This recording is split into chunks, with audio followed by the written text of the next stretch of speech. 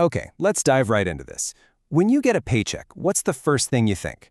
Probably that every single dollar is taxable income, right? I mean, we all do.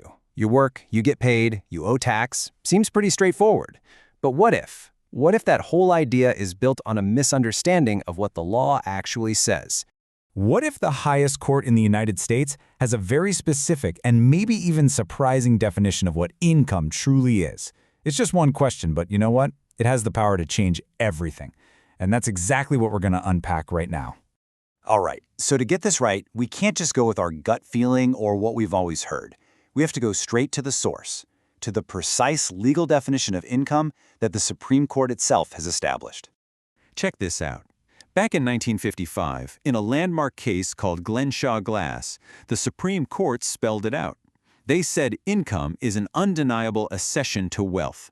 Now listen, that's the key. It's not just about money hitting your bank account.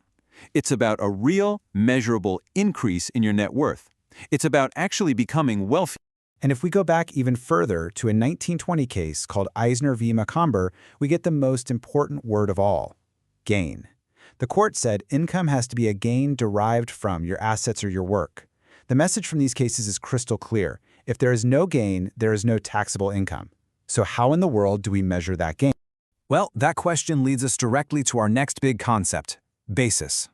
Just think of basis as the official accounting tool we use to figure out if a gain even happened in the first place. It is, quite literally, the starting point for the whole calculation. You know, the Internal Revenue Code itself, right there in Section 1012, tells us that cost basis is your investment in something. It's what you already paid or gave up to get it. You're never, ever supposed to be taxed on getting your own investment back. You're only taxed on the profit, the gain, that comes in on top of that investment. Let's make this super simple, with a quick analogy. Imagine you go out and buy a bike for $100. That $100, that's your starting investment. That's your cost basis. Simple. But then you decide to make it better. You spend another $20 on a comfy new seat and some lights. Well, those improvements get added to your investment. So now your adjusted basis in that bike is $120. So let's say you sell that awesome upgraded bike for $150. Did you make $150? No way. You just got your $120 investment back, and on top of that, you made a $30 profit. That $30, that's your gain. That's the only part that the Supreme Court would call an accession to wealth. Okay, so this whole idea of separating your investment from your gain applies to all kinds of property, which of course brings us to the biggest question of all. What about your most valuable, most personal asset, your own labor? And this isn't some new idea. We're talking way back in 1873 in what are known as the slaughterhouse cases. The Supreme Court said it, plain as day, a man's labor is his property. And that right there is the entire foundation. Because if your labor is property, just like that bike, then it has to have a basis. This chart really puts the whole conflict into sharp focus. Over on the left, you've got the lawful definitions, pulled straight from Supreme Court rulings. On the right, that's the common IRS presumption. And see that word rebuttable? That is so important. It just means it's an assumption that's considered true until you challenge it with actual evidence. The IRS presumes your basis in your labor is zero, which, if you think about it, automatically makes your entire paycheck look like a 100% taxable gain. So let's connect all the dots here. The argument is this. If your labor is your property, and you trade, say, an hour of your labor property for an hour's worth of pay, well, that's just a barter, right? It's an even trade. You're not any wealthier. You just swapped one asset for another of equal value. And if there's no accession to wealth, then there's no gain. And if there's no gain, there's no taxable income. Okay, I know what some of you might be thinking right now. Hold on. I've heard stuff like this before. Isn't this that tax protester argument that gets people in a world of trouble? And you know what? That's a totally valid concern. That's why it is absolutely critical to understand the massive difference between a frivolous protest and a documented lawful rebuttal. And this slide lays out that difference perfectly. A frivolous argument is all talk. It's just rhetoric and angry claims with zero proof. A lawful rebuttal is the exact opposite.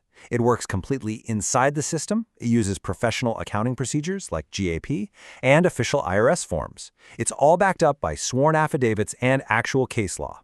It's about proof and procedure, not protest. They are worlds apart. And honestly, this distinction is everything. Those foundational Supreme Court cases we talked about, like Eisner and Glenshaw Glass, They carry enormous legal weight. They've never been overturned. They are literally the law of the land.